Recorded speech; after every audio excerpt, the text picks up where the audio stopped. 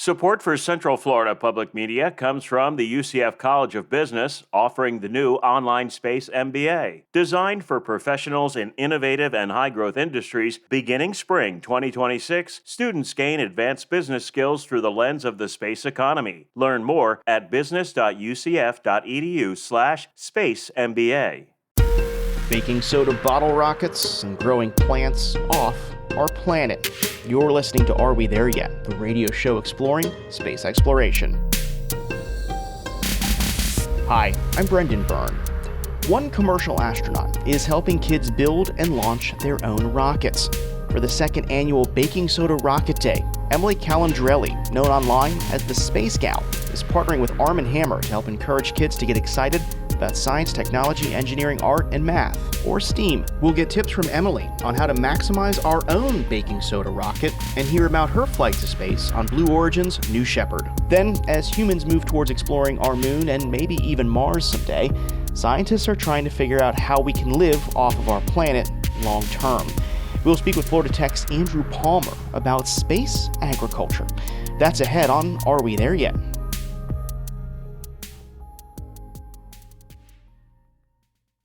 When Emily Calandrelli launched on Blue Origin's New Shepard spacecraft back in November 2024, she became the 100th woman to travel to space. Known as the Space Gal, Calandrelli has spent more than a decade as a science communicator, inspiring excitement in young people to explore science, technology, engineering, art, and math, or STEAM. Along with sharing her mission to space with the public, she's also inspiring curiosity here on Earth by building rockets.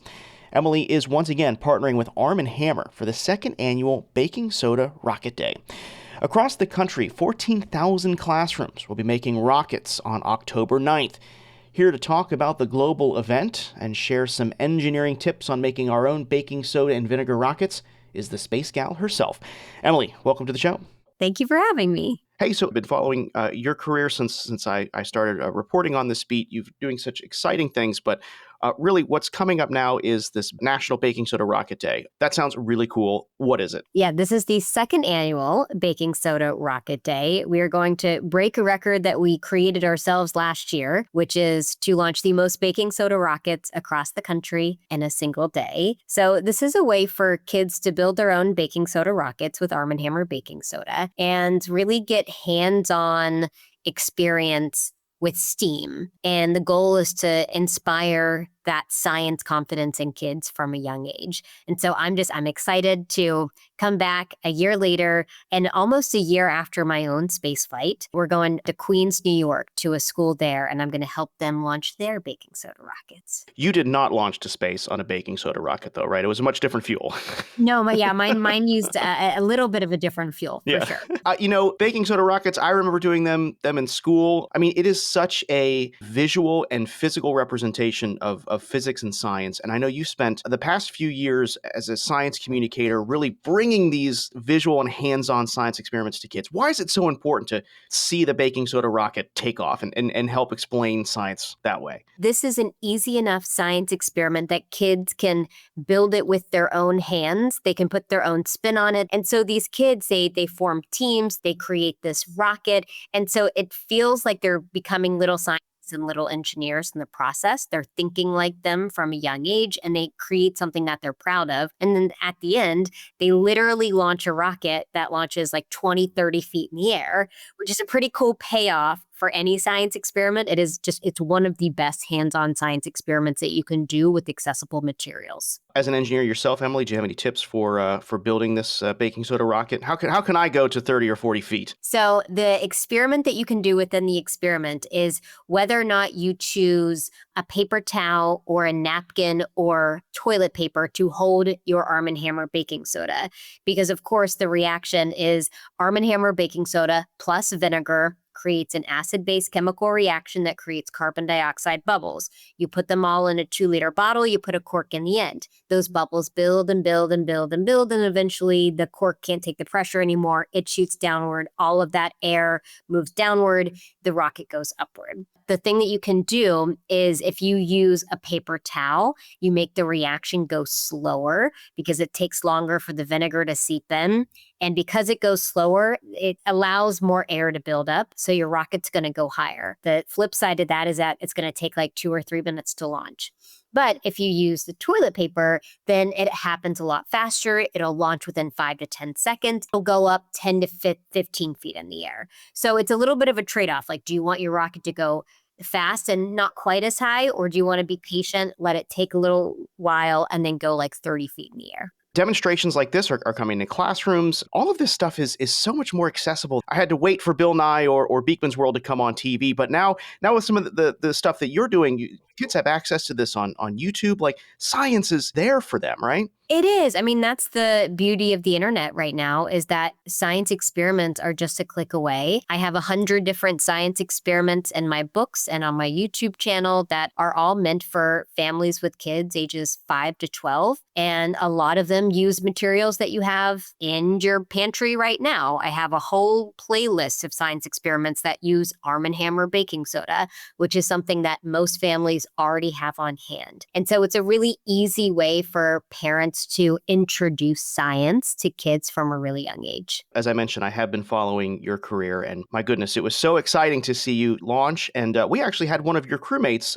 is on our show quite often. Sharon Hagel is here quite a bit. So yes, very so cool. she mentioned how much fun it was flying with you. But I want to hear from you. What was that moment like? Countdown hit 0, and that engine fired, and you went to space. Oh my gosh, my heart was beating out of my chest. I have never been so scared in my life.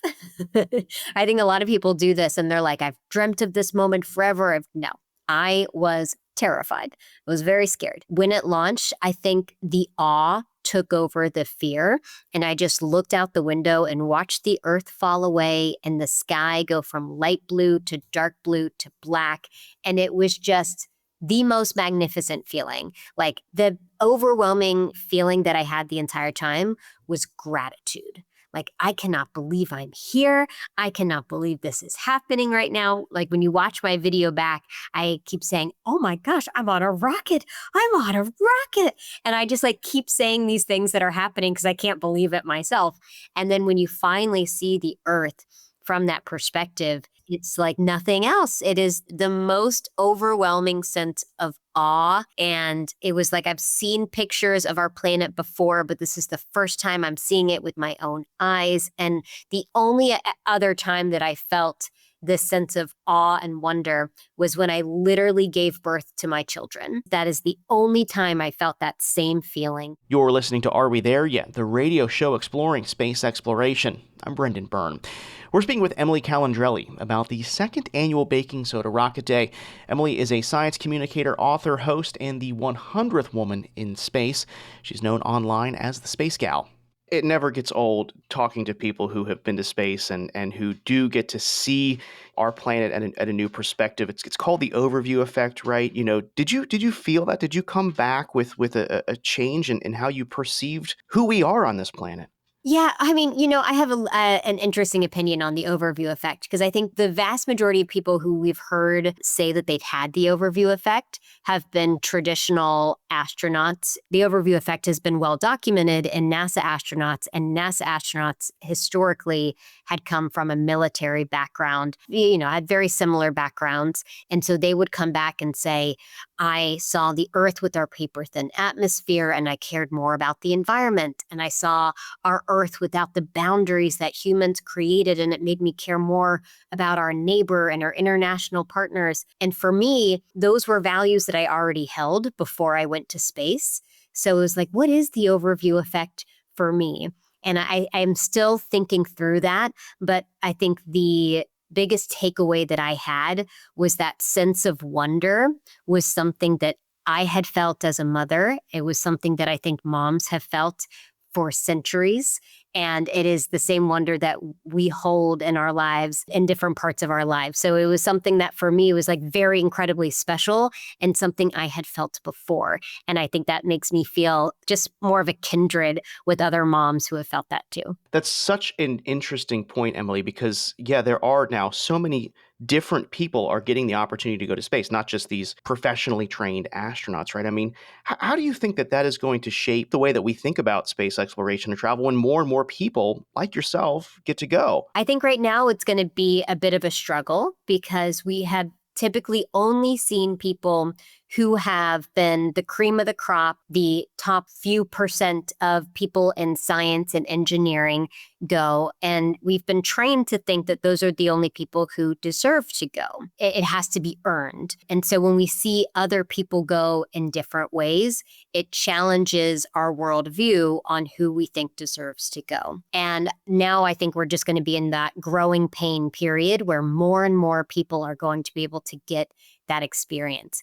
And I think the beauty of that is that we have people from different backgrounds with different skill sets here on Earth that get to talk about it and reach different communities who have maybe never seen themselves in this field or doing something so extreme like that before. And I think it's going to make a whole lot of new people become big dreamers. And for you being the 100th woman to go to space out of some 600, that shows that there is a gap when it comes to gender equality in space exploration. But I mean, how do you think that your milestone mission and the work you do inspiring young people, especially young girls, is going to help close that gap? It's just really cool the way that my work reaches girls that have never felt included in other platforms. Like there's a wealth of very talented male science YouTubers out there that all of the girls who love Emily's Wonder Lab have never heard of. They just don't feel like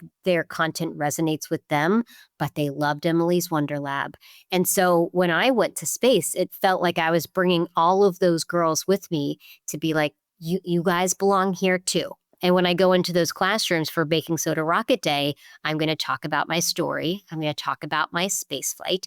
And I'm excited to have that spark something inside them so that maybe they see a little bit of themselves in me and start thinking like, well, she accomplished her big dream. What's my big dream? What do I want to do? Did you ever think at the onset that you would be traveling to space at all? I mean, to be honest, I did. I am delusional.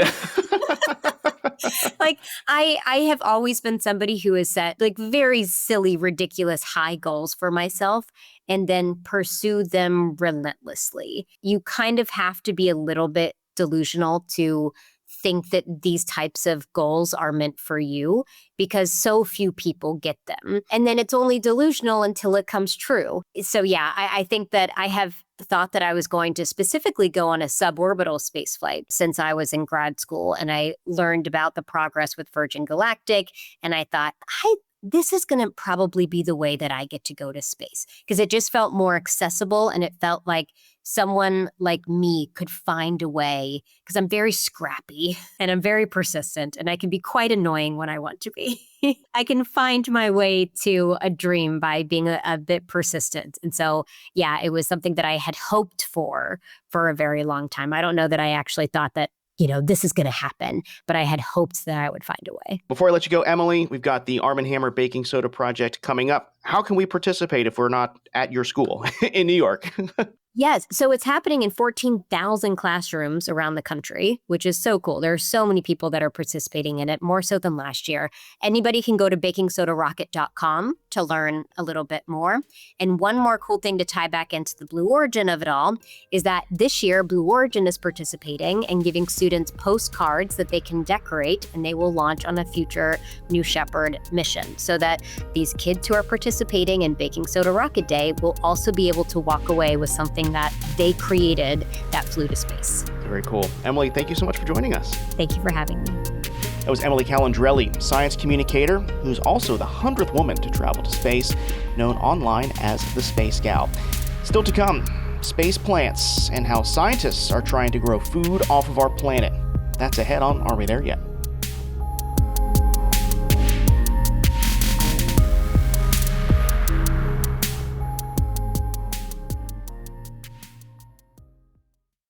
You're listening to Are We There Yet?, the radio show exploring space exploration from Central Florida Public Media. I'm Brendan Byrne. Last year, NASA discovered what could be signs of ancient life on Mars. The agency says it's the closest it has come to finding life on Mars. We'll speak with NASA's head of science, Nikki Fox, about the implications of this finding and the work that needs to happen to confirm the finding is truly life on another world. That's next week on Are We There Yet? But for now, we're talking about how to have a green thumb in space. Plants are a necessity for human life. They provide food. And if we want to have longer missions or even a permanent residence off our planet, we have to figure out how to grow them in other environments, like those on the moon and even Mars. But how do we do that in places where there isn't water, or low gravity, or radiation levels that are really, really high? Well, working to answer those questions is Andrew Palmer. He's an associate professor of biology at the Florida Institute of Technology. Andrew, welcome to the show. Hi, thanks for having me. Hey, so let's talk about your work and some of the things you do. You focus on growing plants in food, in space, and beyond. Let's first talk about what is so difficult about growing plants and food on other planets. I imagine it can't be that hard, right?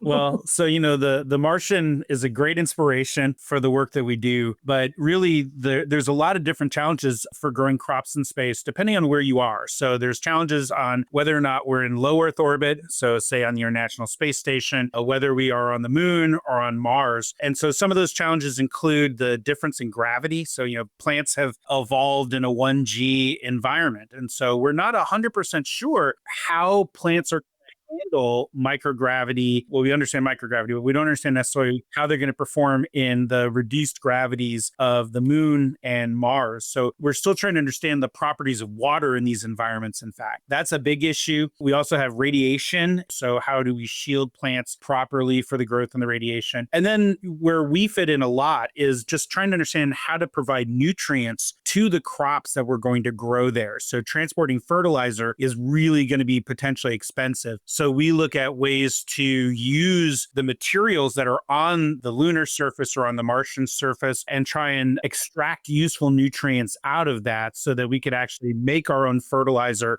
once we're on site. And we have chemical and biological approaches that we think about in our lab for doing that. Mark Watney, he provided his own fertilizer, didn't he, in The Martian? Yeah. Yep. Hopefully we don't have to do that when we go to places like Mars. No. Before we get into kind of the things that you are learning in your lab and the things that you are studying, I want to go and talk about why is this so important to understand? Are we really getting to a point where we're needing to have these conversations about how we can grow food and plants on another celestial body? Are we that close to doing it? And why is it important that we're able to grow food? Sure. So I think from the standpoint of establishing a lunar settlement, I think that's really important. We want to have a sustainable presence on the moon, and that's going to require crop production. And so, yes, we can certainly bring prepackaged goods. The trip to the moon isn't going to take that long, but that ability to access fresh food is actually going to be really important, both psychologically and from a human health standpoint. Many of the nutrients that astronauts or settlers are going to need on the lunar surface, they need access to fresh food that is going to have the nutrients that are not necessarily shelf stable. And there's also, again, the psychological benefit of being able to have something green, something that's part of our heritage, from Earth to bring with us as we go abroad, right? Go beyond Earth. On Mars, the challenge is even more crucial. And so at best, right, so using Mark Watney as an example, if he had not been able to grow his own food, he would have starved. Right. And so it became absolutely crucial to be able to grow food when you're in an environment that's going to be 6 to 8 months away. There's no way around growing food on Mars. It's going to be an absolute necessity. And really, it's sort of a limiting component to any plan we make to establish a Martian settlement is we can't send people there and be unclear on how they're going to have access to fresh food, right? That can't be a concern. And so I think it's mission critical to do that on Mars. There's also a component of this where challenging ourselves to contemplate the agriculture of the future of lunar agriculture and Martian agriculture, it helps us turn our eye, and like NASA has always done, turn our eye to our own world and say, well, there's challenges for growing food here, and lessons that we learn about the challenges on Mars and on the moon, they help us figure out how to do better agriculture here on Earth. Let's talk a bit about something that you mentioned earlier about finding a way to get fertilizer to grow this stuff. You're researching something called bioleaching. Can you tell me a bit about what that is and how that is going to help the Mark Watneys of the future grow their food without having to use solid waste? Yeah. One of the things that we find both in the lunar surface and on the Martian surface is that a lot of the nutrients that plants actually need to grow, things like potassium and iron, they're there in different forms. And some of those, all we need to do is add some water and they'll come right out and dissolve into water and the plants can take them up. Others are what we call insoluble. So they need to be modified in a way in order to get those minerals to release those nutrients that the plants want to have. And so bioleaching is a way where we can bring in specific microorganisms, fungi, bacteria, that are able to basically perform that kind of chemistry or biochemistry to transform those minerals and leach that material out.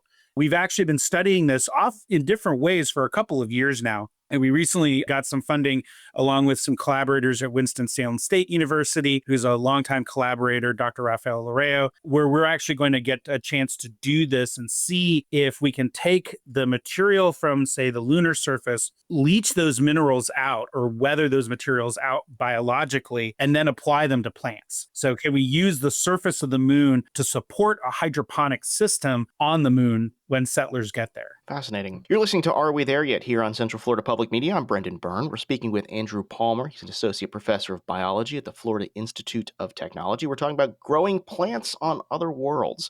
Andrew, you mentioned the chemical challenges and what you're hoping to do when it comes to growing plants, but there's also a structural challenge too, right? I mean, the regolith or dirt of the moon and Mars is very different than the soil we have here on Earth, right? What are some challenges that you run into with the actual dirt that you're growing these crops in? So not only are there some challenges chemically with this material, there are definite mechanical challenges. And so you can think of these as being very clay-like. So as soon as you add water, they can fuse up and make almost like a cement. And so that is a real challenge because it essentially suffocates the roots of the plants. They can't get access to enough air. They can't really grow or penetrate the material. So it's actually very difficult to grow. We've been working along with other groups trying to find ways to basically improve the physical, mechanical aspects of it. So some of the things we do is we add spacers. So like, for any home gardeners, when you add like perlite or vermiculite, there are these sort of inert spacers that kind of give your soil some volume, right? Give it some lift. And so that's kind of one of the approaches we take. We also use bacteria that can actually coat the material, the Martian soil or the lunar soil, and make it have those same kind of properties. It makes it more fluffy, improves the volume, improves what we call wettability, or basically how well it absorbs water. And so we're working on these physical parameters along with just trying to make it better substrate for growth. Wettability. What a great word. Yeah.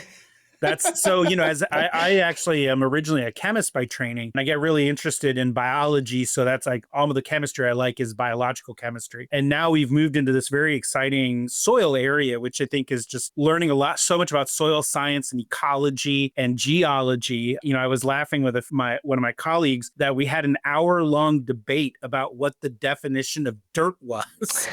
And at the end of it, we were just sort of like, well, we'll agree to disagree. Mm-hmm. And I just find that this is such a spectacular field to get into now. Yeah, no, it's fascinating. You mentioned those spacers that are there to kind of break up, making this almost clay or cement-like. One of the things that you all are testing in your lab is using peanut shells to do this, right? Does that kind of take the place of some of these other fillers you were talking about? Yeah, actually. So that was a great project started by one of the undergraduate students here. So Trent was growing these peanuts in the regolith material that we used to simulate the surface of Mars in this case. And then he would take that material and grind up the shells and put them back in, and actually showed that he could improve a lot of the mechanical characteristics of the simulants and make them better for plant growth. And he actually now is growing in, we have offsite lab that's all artificial lighting, all artificial environmental controls. And he's growing a very large bags of peanuts. And now he's trying to grow a much larger data set. So we've got a big field growing out there right now. I mean, that